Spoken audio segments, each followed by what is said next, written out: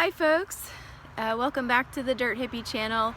I'm sorry I haven't been posting. I've been a little bit busy trying to get my garden ready, and I know a lot of you are itching for garden information, and I'm so excited for everybody who is starting a garden this year or trying to learn new things.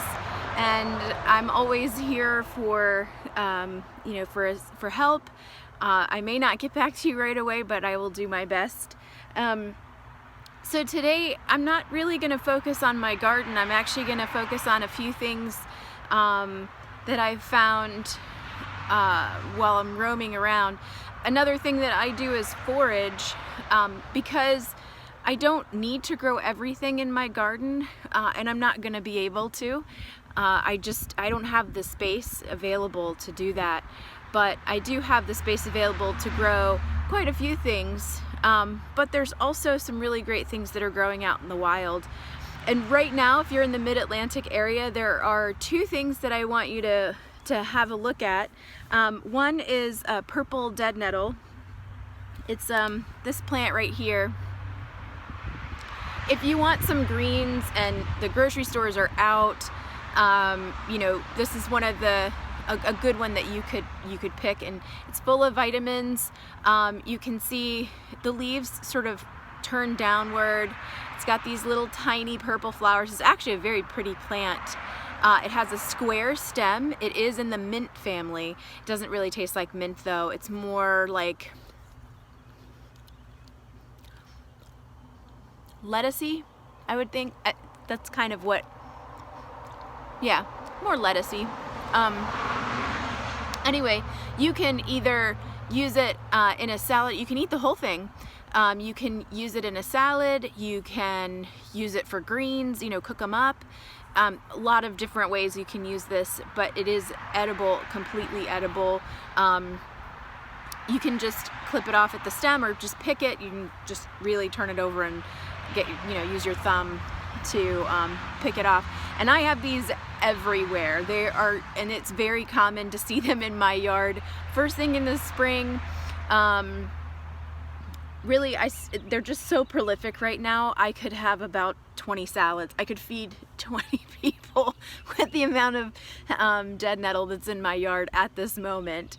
And then the second one that you should be on the lookout now for is garlic mustard. It is starting to pop up. It has not flowered yet in my yard. It will start flowering soon in more southern places. In Virginia, it might have already started. I'm up on the mountain though, so things are a little bit farther behind for me. So I will show you that one in just a second. Okay, I found a pretty big patch of it right here.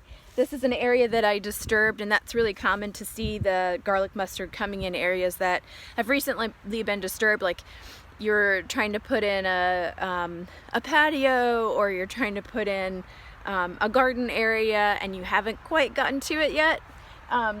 You'll see this coming up, and it does smell garlicky. It's very faintly garlic right now. It has the leaves it's actually a very pretty plant too. Just it's like this, and then the flowers on mine haven't popped yet, but they're white. You can eat these mostly what we've done with them is eat them as greens. They cook up just like any other mustard greens do. That's basically what it is. Break a stem, and it should have a faint garlic smell. If you don't smell that, it might not be garlic mustard, but you really have to, sniff for it. Do it a couple times, break a couple stems, and it's very faintly garlicky smelling. It's so nice. And again, I have a huge patch of it, as you can see here.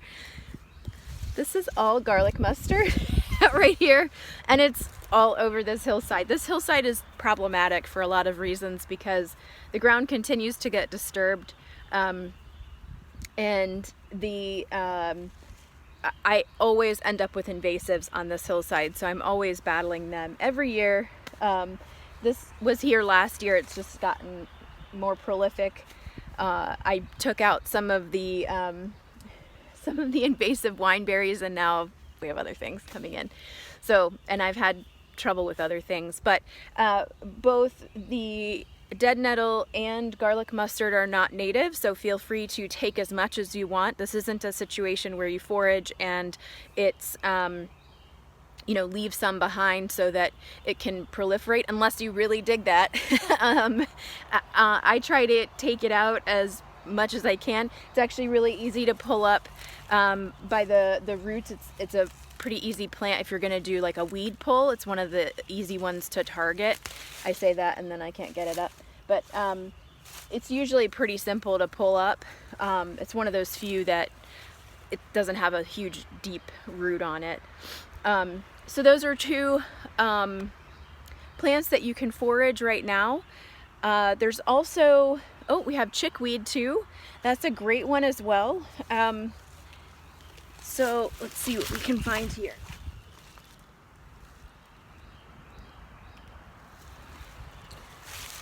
Chickweed is, has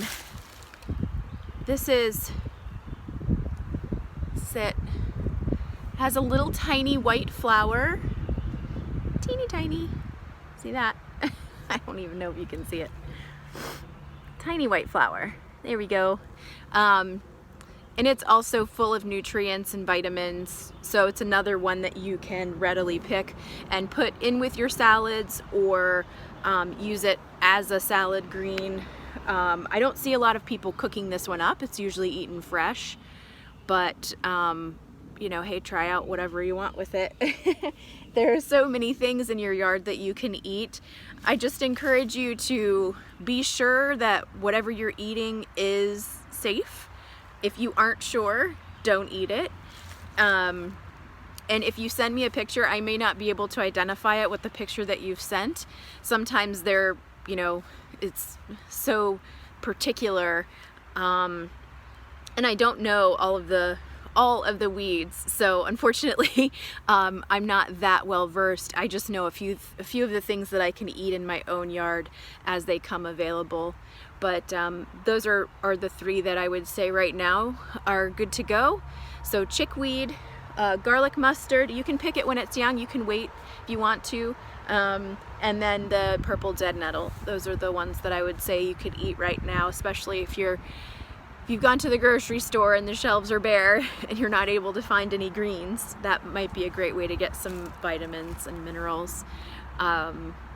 Make yourself a little salad. So that's it for now. I will catch you outside.